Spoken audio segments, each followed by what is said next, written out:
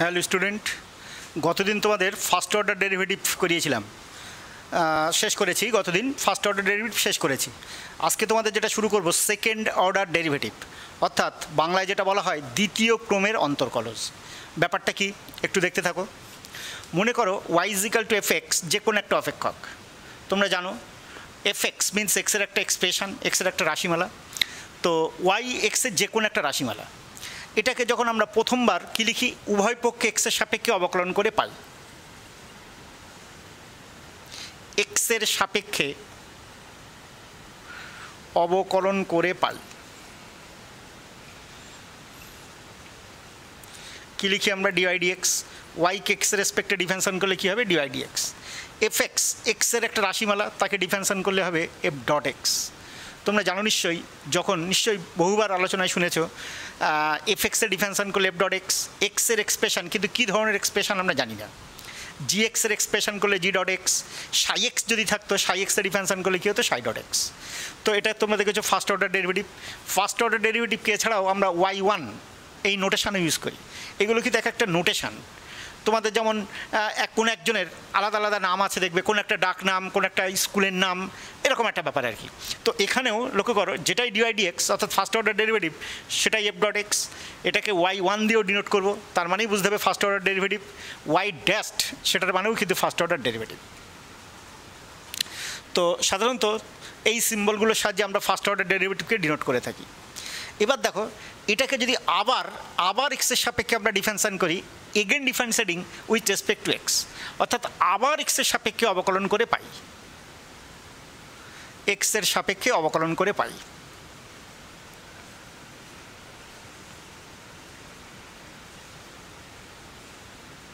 কি পাবো দেখো? ডিডিএক্স অফ ডিওয়াই ডিএক্স,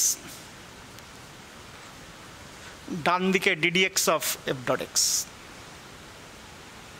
তো ডিডিএক্স অফ ডিওয়াই ডিএক্স আমরা যেটা লিখে থাকি সিম্বলিক অপারেটার, এগুলো d two I dx two. দেখো, ডি কখনই গুণ করছি না, কিন্তু তোমরা জানো নিশ্চয়ই এগুলো কখনই গুণ হিসাবে নেই। D into d, d square y, তাহলে তো নিচে ডিএক্স ডিএক্স, ডিএক্সের হোল স্কোয়ার লিখতাম, সেরকম কোনো ব্যাপার না। সিম্বলটা হচ্ছে d two I dx two, উচ্চারণটা করবে ডি টু আই, বাইও বলবে না, d two I dx two is equal to d d x of f x f dot x. F dot এক্সে যদি আবার ডিফারেন্সিয়েশন করি এফ ডাবল ডট এক্স।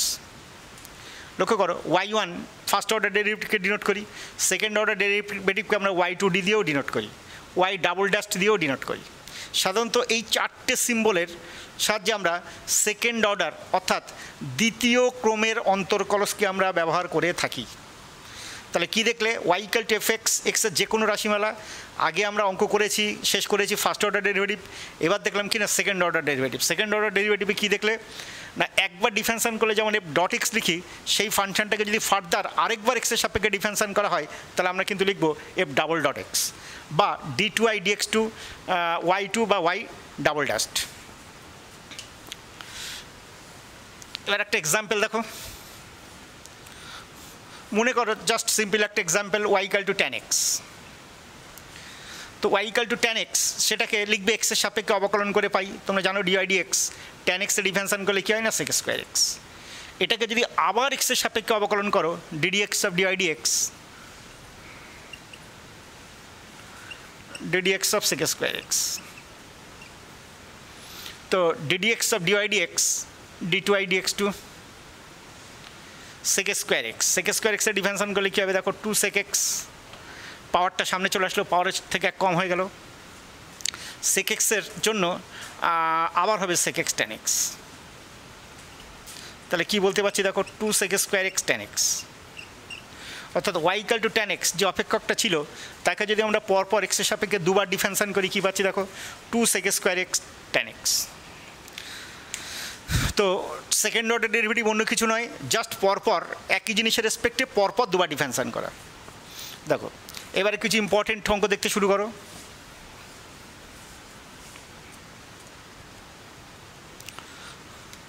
মনে করো একটা অঙ্ক আছে, x to the power p into y to the power q x plus y whole to the power p plus Q.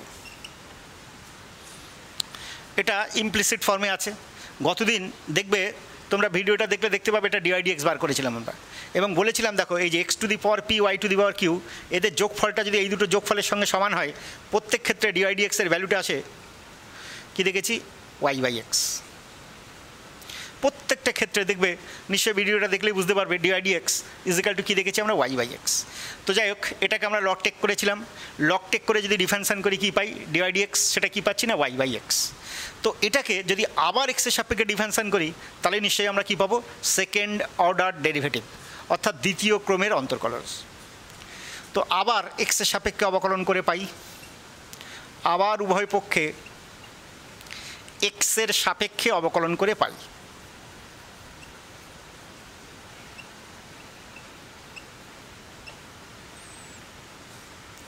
ddx of dy/dx,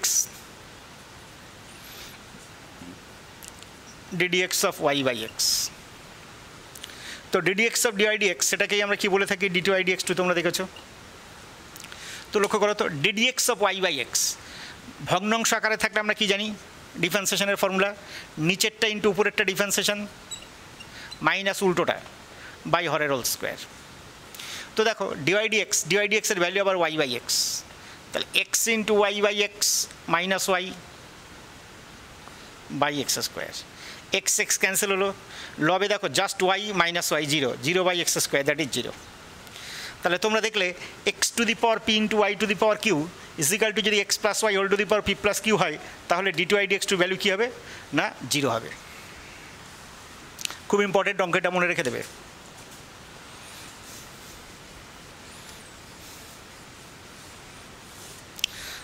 এবার দেখো ইমপ্লিসিট ফাংশনের ব্যাপারটা একটু বলি, সরি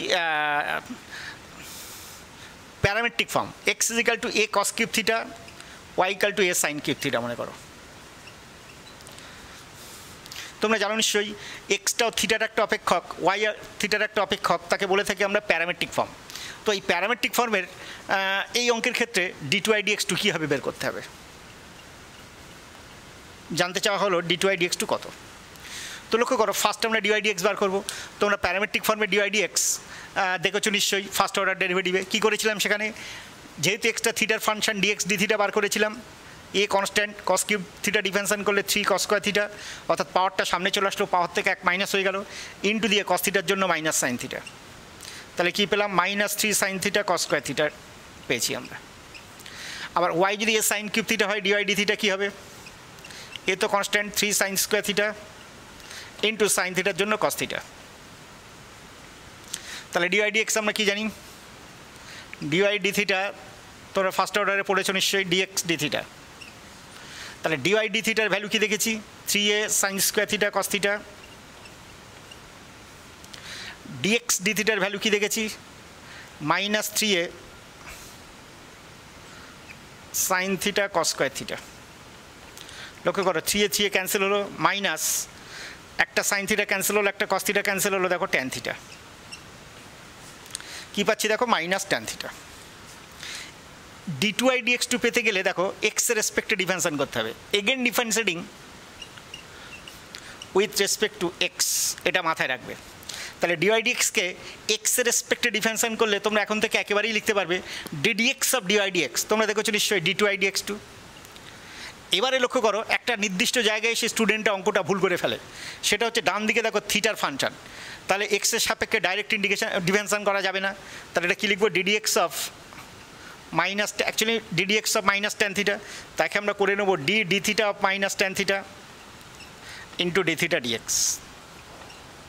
তো লক্ষ্য করো dθ অফ -tan থিটা, মাইনাসটা বাইরে রাখলাম, tan থিটা ডিফারেন্সিয়েশন করলে কী হবে sec square theta into dθ dx। তোমরা দেখেছো dx dθ বার করা আছে -3a sin theta cos square theta, কিন্তু এখানে উল্টোটা আছে দেখো dθ dx। তো লক্ষ্য করো নিশ্চয়ই এখানে লবটা হর হয়ে যাবে, হরটা লব হয়ে যাবে, কিছু নেই মানে হরে 1 আছে, তাহলে 1/-3a sin theta cos square theta. তো লক্ষ্য করো sec square theta means 1/cos square, সেটা যদি আমরা উপরে তুলি তাহলে কি লিখতে পারবো -1 প্লাস হয়ে গেল, দেখো 1/3a, আর নিচে নামানোর দরকার নেই, cos স্কয়ারটা উপরে তুললে sec স্কয়ার, আর এই sec square sec two the power 4 theta, sin theta উপরে তুললে cosec থিটা। তো সে আমাদের ক্যালকুলেশন করে যা হবে এটা কোনো ফ্যাক্টর নয়, আমরা সেই অনুযায়ী লিখে দেবো। কিন্তু বেসিক জিনিসটা বুঝতে হবে। বেসিক জিনিসটা কোথায়? ডিওয়াই ডিএক্স বার করার সময় আমরা কী দেখেছি? D y d theta divide d x d theta, সেখানে মাইনাস ট্যান থিটা এসেছিলো, এটা তো থিটার একটা অপেক্ষক। তো ডিওয়াই ডিএক্সকে d2i dx2 পেতে গেলে আমাকে তো বার করতে হবে d2i dx2, অর্থাৎ y ইজিক্যাল টু fx যে ফাংশন, তার সেকেন্ড অর্ডার ডেরিভেটিভ কী হবে সেটা বার করতে হবে। তো আমরা কী করলাম? dy dx যেটা, তাকে আমরা এক্সের সাপেক্ষে again differentiating both sides with respect to x, অর্থাৎ উভয় পক্ষে আবার এক্সের সাপেক্ষে উভয় পক্ষে অবকলন করে পাই। তাহলে d2i dx2 পেলাম। তাহলে এখানে মনে রাখার বিচার্য বিষয় কি?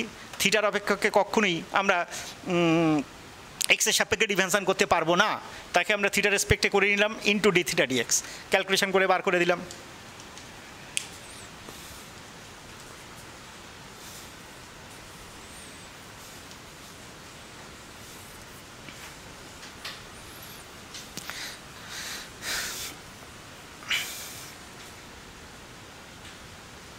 এবারে লক্ষ্য করো, একটা অঙ্ক দেওয়া আছে, দেখো y is equal to e to the power minus x into sine x plus cos x. Prove that, আমাকে প্রুভ করতে হবে y2 plus 2y1 plus 2y equal to 0। এটা কিন্তু আমাদের প্রুফের বিষয়। দেখো y equal two e to the power minus x into sine x plus cos x, এটা prove করতে হবে। তো কী টেকনিকে প্রুভ করবো সেটা কিন্তু আমাদের মাথায় রাখতে হবে। dy dx লক্ষ্য করো, differentiating both sides with respect to x, dy dx e to the power minus x যখন কনস্ট্যান্ট তখন নিশ্চয়ই এটা ডিফারেন্সিয়েশন করবো। X e to the power minus x আর sine x plus cos x দুটো function গুণ হিসাবে আছে। তো গুণ হিসাবে থাকলে তার ডিফারেন্সিয়েশন আমরা কী জানি? E to the power minus x যখন কনস্ট্যান্ট এটা ডিফারেন্সিয়েশন করবো, সাইন এক্সের জন্য কস এক্স, কস এক্সের জন্য sine x, plus sine x plus cos x constant,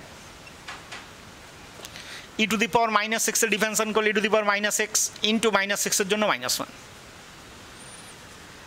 তো লক্ষ্য করো dy dx যেটা সেটাই কিন্তু y1, এটা ঘাবড়ে যাওয়ার কিছু নেই, যেটাই y1 সেটাই dy dx। আর y2 মানে তোমাদের বলেছি d2i dx2কে আমরা y2 বলে থাকি। তো লক্ষ্য করো, এটা আবার d2i dx2 বার করার আগে কিছু মানে টেকনিক ব্যবহার করতে হবে, তাহলে কিন্তু অঙ্কটা খুব শর্ট হবে।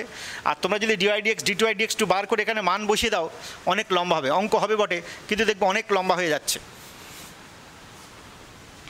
তো লক্ষ্য করো, সেক্ষেত্রে আমরা কী করবো? দেখো বলা যায়, লক্ষ্য করো, e to the power minus x into cos x minus sine x into, দেখো e to the power minus x into sine x plus cos x, এটাই কিন্তু ওয়াই ছিল, প্লাস মাইনাসে মাইনাস ওয়াই ছিল, মাইনটা বসে দিলাম।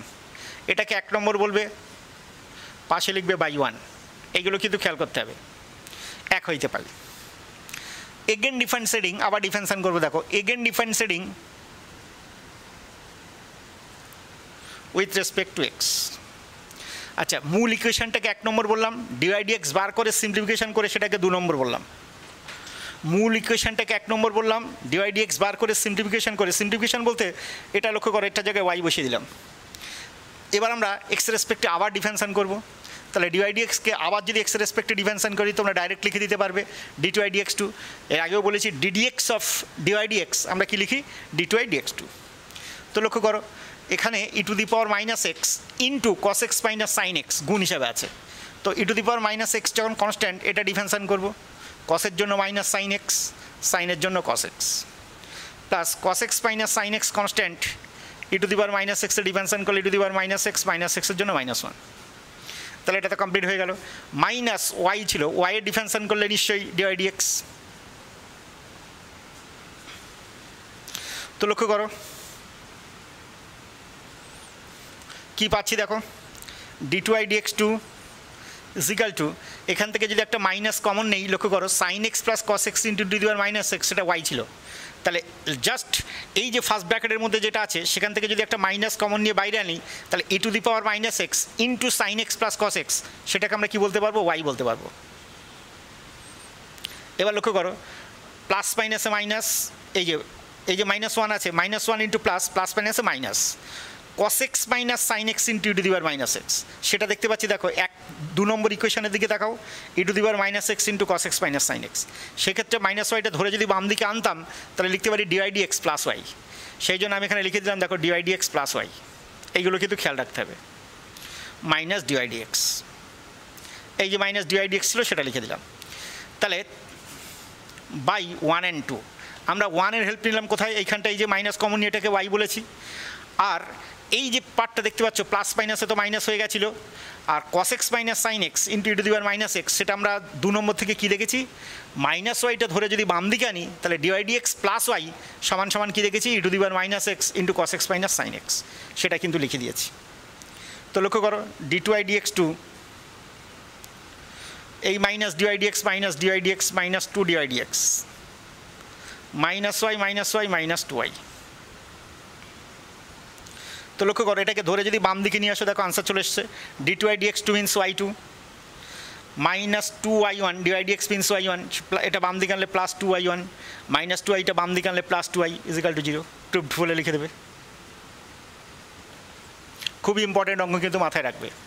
তো কীভাবে কী টেকনিক ব্যবহার করলাম সেই টেকনিকগুলো খেয়াল করবে, কিন্তু শুধু ডিওয়াই ডিএক্স আর d2i dx2 বার করলে হবে না, এই ব্যাপারগুলো বুঝতে হবে, তাহলে কিন্তু সেকেন্ড অর্ডার ডেরিভেটিভ অঙ্কগুলো খুব তাড়াতাড়ি তোমরা করে ফেলতে পারবে।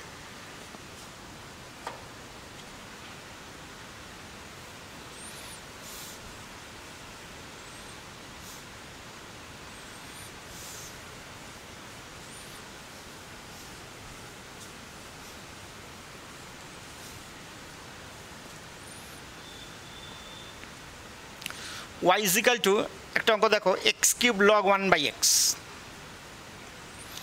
তোমাকে প্রুভ করতে হবে prove that xy2 minus 2y1 plus 3x square equal to 0। তো লক্ষ্য করো log 1/x এই অবস্থায় রেখে ডিফারেন্সিয়েশন করাটা ঝামেলার ব্যাপার, তোমরা এটাকে ফার্স্ট সিম্পলিফিকেশন করে নেবে। আমরা অঙ্ক দেখা মাত্রই কিন্তু ডিফারেন্সিয়েশন শুরু করবো না, তোমরা জানো। তো আগে দেখবো সিম্পলিফিকেশন হয় কিনা, যেহেতু চেহারাটা দেখতে পাচ্ছি 1/x এরকম একটা ব্যাপার আছে, সেই জন্য এটাকে লিখে নিলাম। দেখো log 1 মাইনাস log x, তোমরা জানো নিশ্চয়ই log a/b মানে log a minus log b, সেই অনুযায়ী লিখলাম এটা। log 1 তো 0,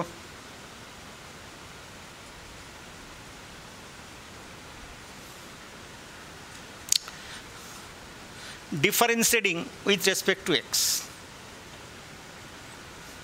ওয়াইকে ডিফারেন্সিয়েশন করলে লক্ষ্য করো y1, ডিওয়াই ডিএক্সকে তোমরা y1 লিখবে, কোনো অসুবিধা নেই, যেহেতু মূল অঙ্কের মধ্যে y1 আছে। আবার কেউ যদি ডিওয়াই ডিএক্স লিখেও ফেলো তাও কোনো অসুবিধা নেই, পরে ডিওয়াই ডিএক্সের জায়গায় y1 লিখে দেবে। তো y1 ইকুয়াল টু লক্ষ্য করো